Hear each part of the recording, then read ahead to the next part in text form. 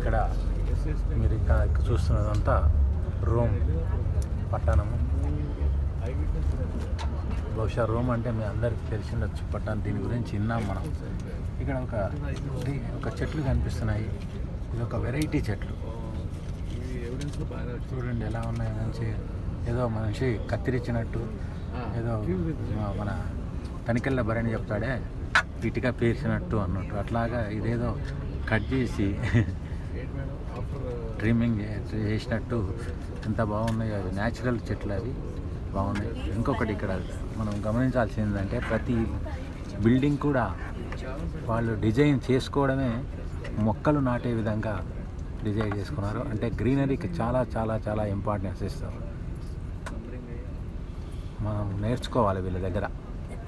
Discipline ఒకటి, గ్రీనరీకి importance ఇవ్వడం ఒకటి, ఇవన్నీ కూడా హారన్ కొట్టకపోవడము. మన దగ్గర వీళ్ళు ప్రాణం పోతుంటే మాత్రమే హారన్ కొడతారు, మన దగ్గర టైంపాస్ హారన్ కొడతారు.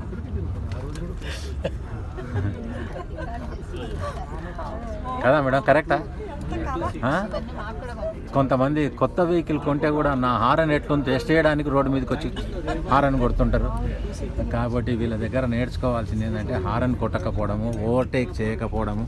చూడండి ఇంత ఇరుకు రోడ్లలో కూడా ఒక బస్సు పోతుందంటే ఇంత ఓవర్టేక్ చేయకపోవడమే దీనికి అసలైన కారణం.